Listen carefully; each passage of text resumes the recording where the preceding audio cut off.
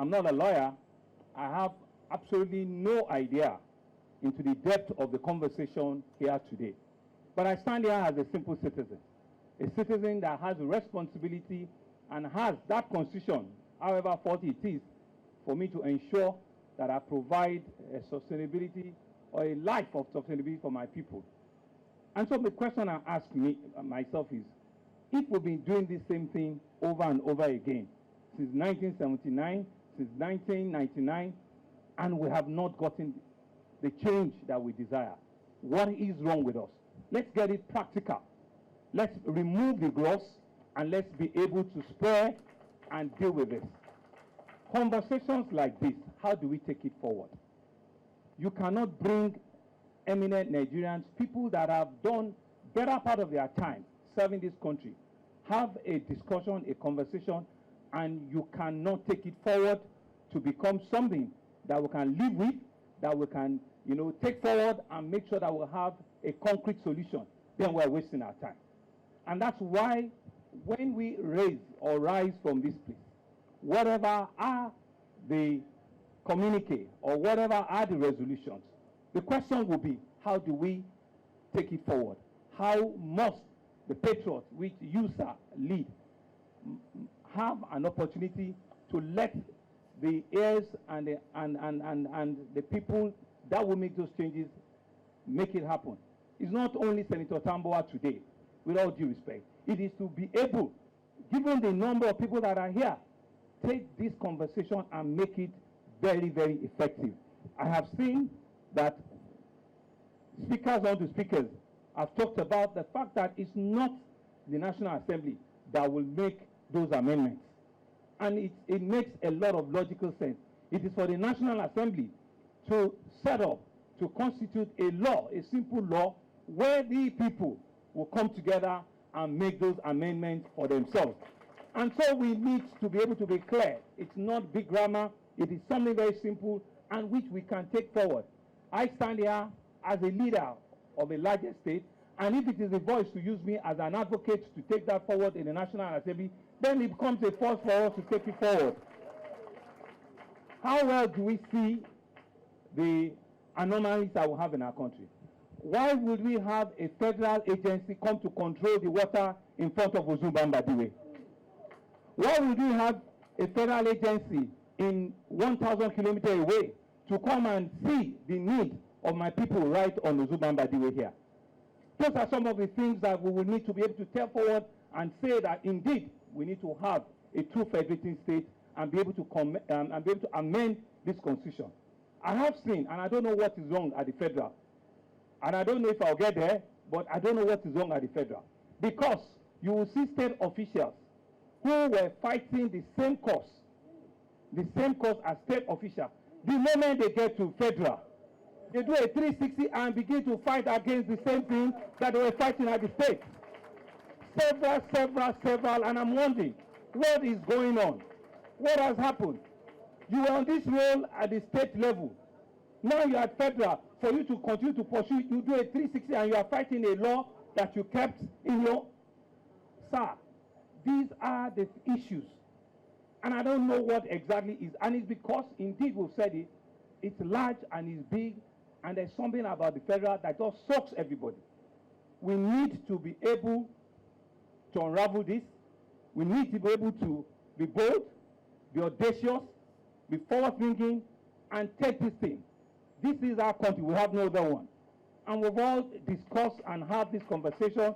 Please, I am a willing convert. Whatever it is that we need to do, there are so many excellency serving an ex here. And let us be able to make the change we desire. And let us be able to make the change that we desire, and let the soul of Prof.Ben Nwabueze rest in peace, because this was something that he fought for over 60 years of his life. And we're still here talking about it. We have the opportunity to make those changes now. And I stand here to say to you that we're willing to work with you to make those changes. Thank you very much, and I take my seat. I did not hesitate Because when Professor Nwabueze died, I wrote a tribute for him, which you can easily Google and see all I said about him. I was quite close to him. Unarguably, indisputably, he is the greatest constitutional lawyer to have emerged on the soil of Africa, the entire African continent. Make no mistake about that at all. In 2011, when I was being honored with a doctorate degree honoris causa, LLD, by Caritas University, Enugu, and Professor Nwabueze was also being honored, I went to him. I said, sir, how can a Lilliputian like me be honored the same day along a giant like you? That I found it a misnomer. He said, no, my son, I've been reading you, and I think I like what you are doing. You are not a Lilliputian. Continue to grow. Since that 2011, I became very close to Professor Nwabueze after reading all his books in my university and after university years. And we would argue. He would call me, he would tell Damien, his PA, he may be here now, he would say, call him. At about 11:30 p.m., he would say, I read what you wrote yesterday in the papers. I don't agree with you. I would say, what are your thoughts, sir? He would say, don't worry, you will see my thoughts. I will publish them in the papers. Within 24 hours, Professor Nwabueze will publish his own thoughts, which by the time I will read, I will see that to him, I was really a Lilliputian. How he did it, I will continue to wonder, just as Professor Sage SN was always wondering with me, how does he do it? So I think that even in his grave now, I think he must be writing. He wouldn't know that he has left this world. He will just be writing for angels. So Professor Nwabueze, sir, continue to write and educate the other world.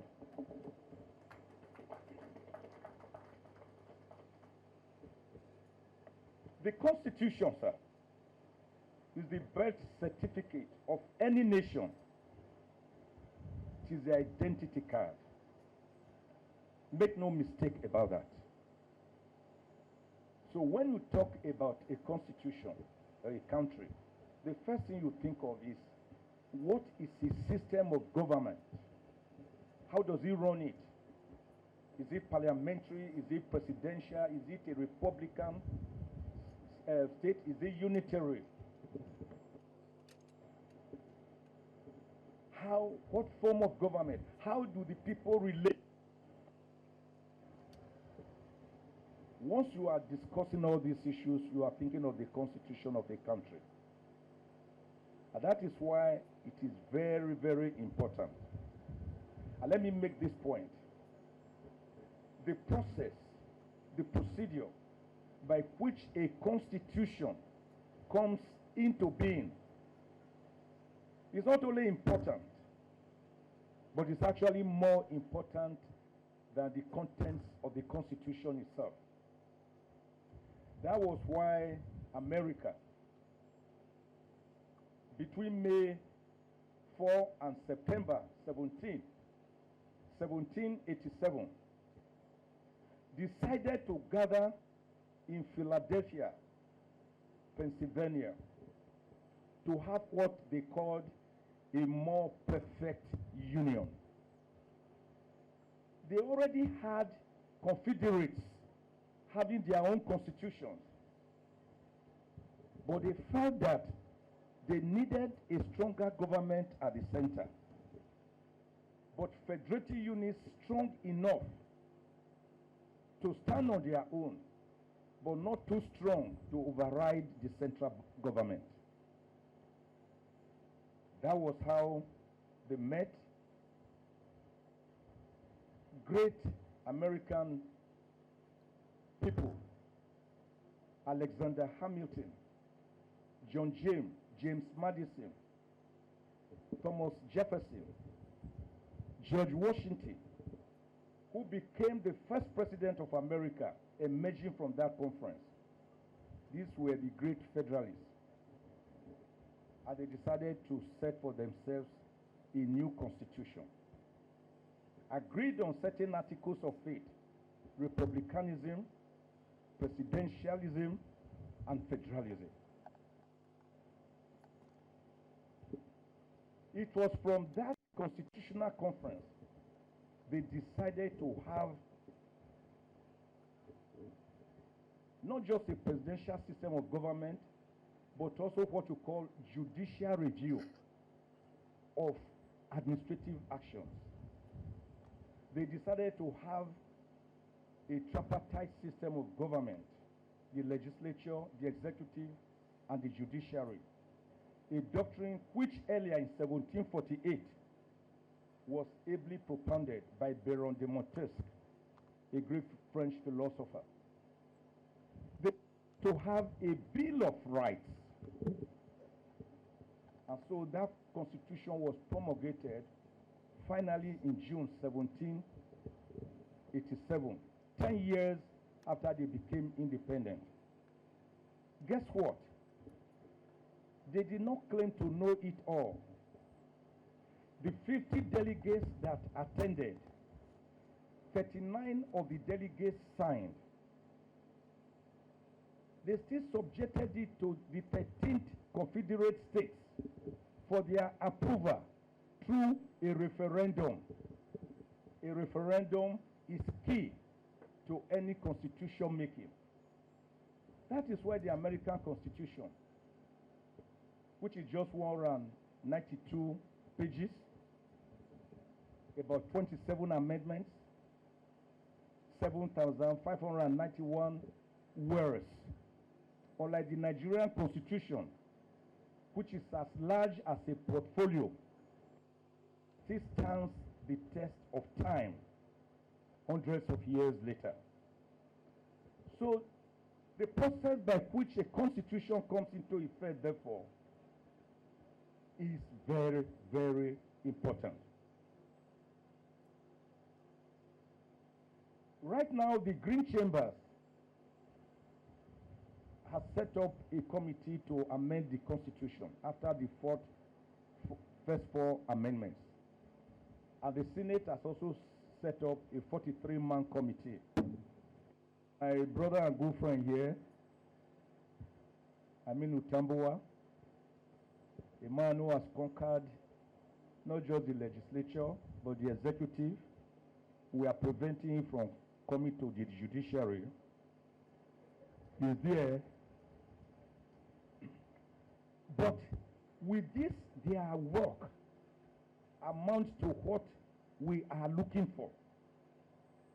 Is it just a case of amendments to the Constitution that is our problem?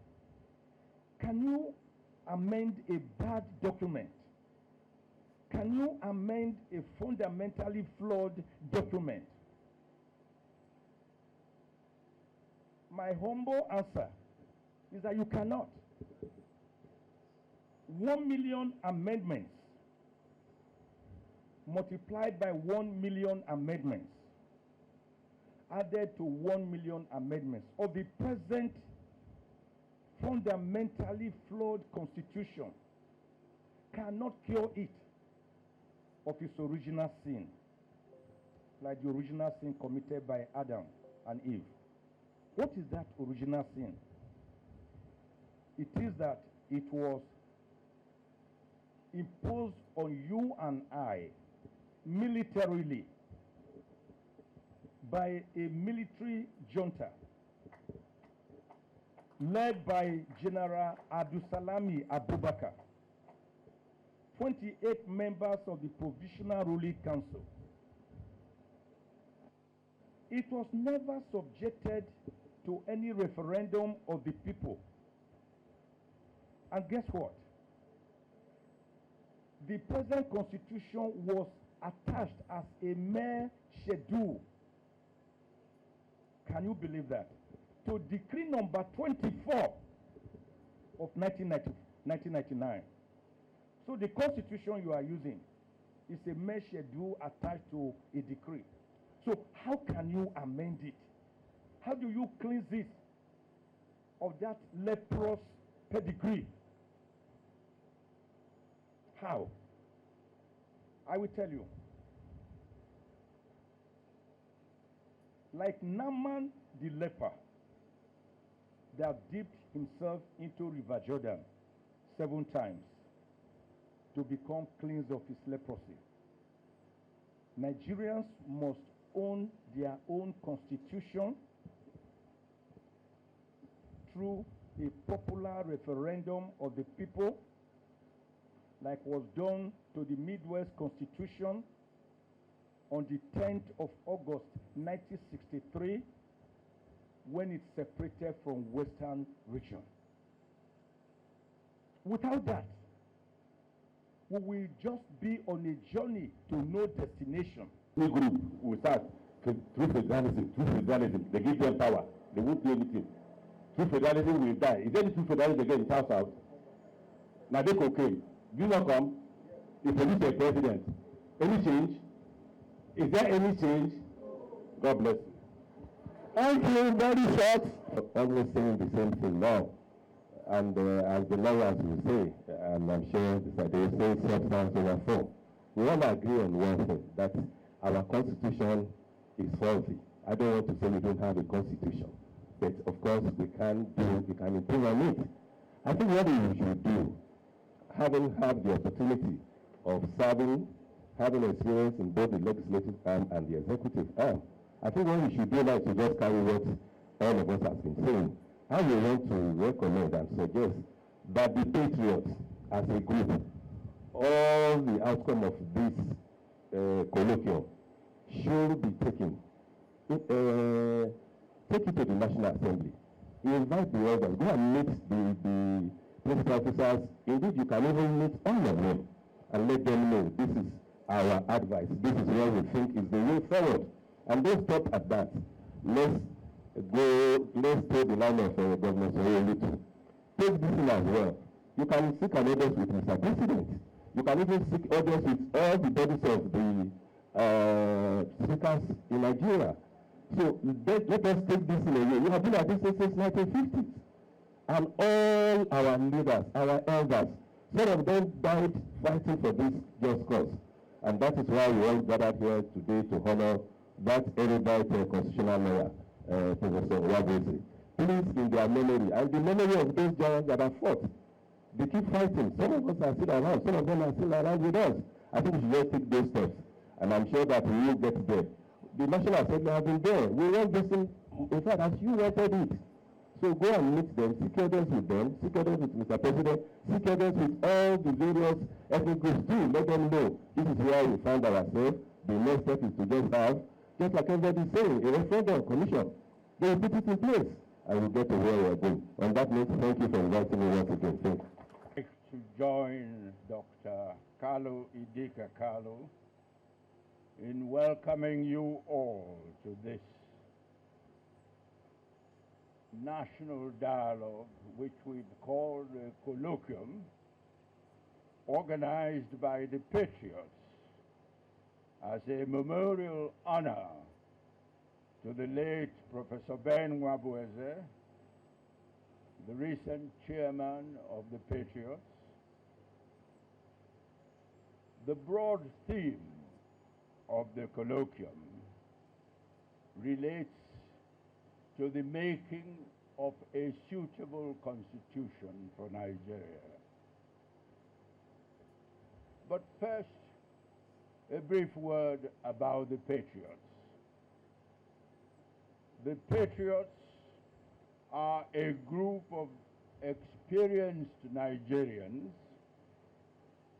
known to some as leaders of thought,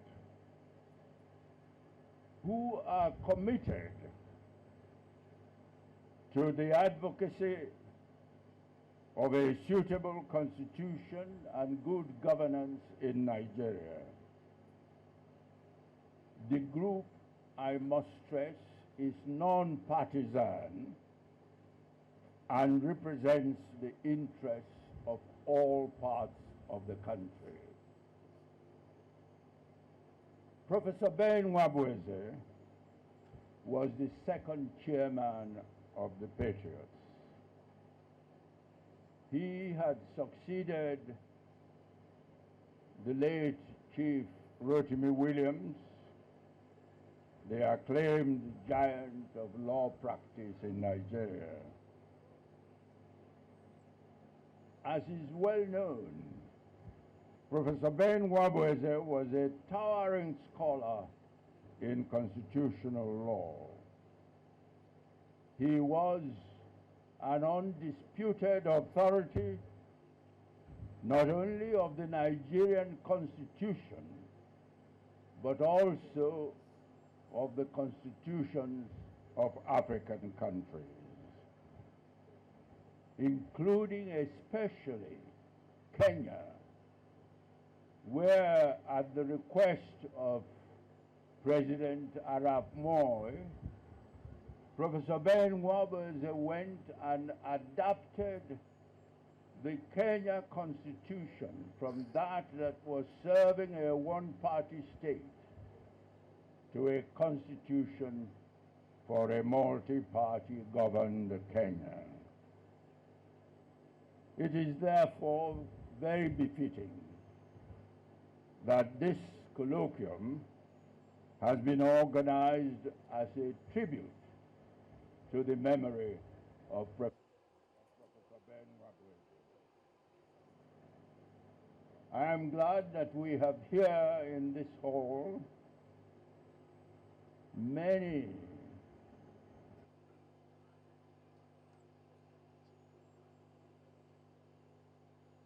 country, Nigeria,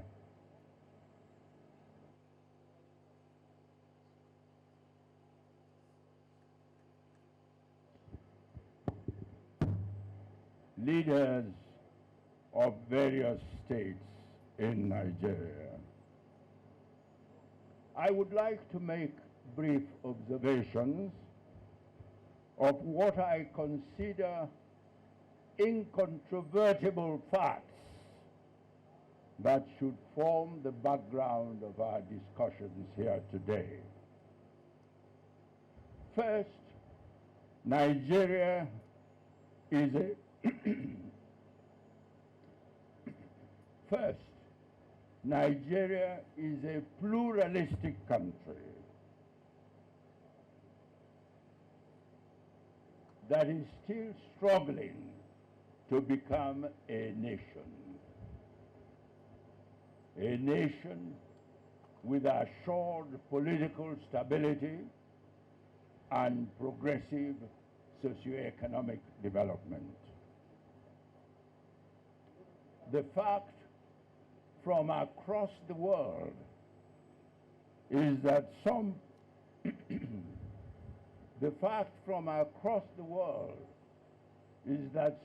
pluralistic countries have succeeded in becoming nations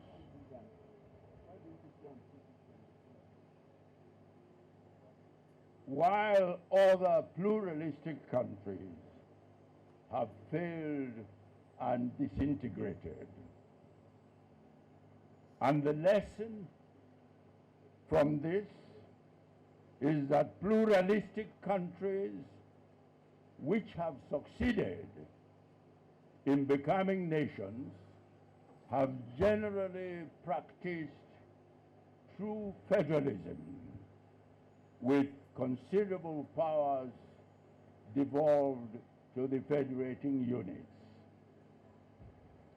This fact, I must say, was recognized by the founding fathers of Nigeria, who negotiated painstakingly and agreed the independence Constitution of 1960 extended to 1963. The second incontrovertible fact that I'd like to state is that our present 1999 Constitution, as amended, not only lacks the legitimacy that flows from a democratically made constitution, but also has proved to be unsuitable for tackling many of the serious challenges currently confronting our country. And thirdly, it is a widely recognized fact that the crucial areas of the country have significantly deteriorated and are continuing to deteriorate. To mention just a few of such areas: security of the citizens' life and property, economic well-being of the citizens, infrastructure, including roads, thank you, and education and health facilities,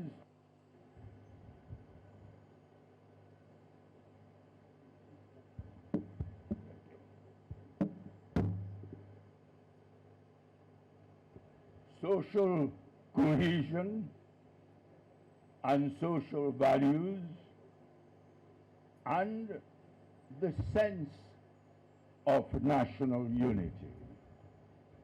These are areas where significant deterioration has occurred over the years. I'd like to conclude my brief remarks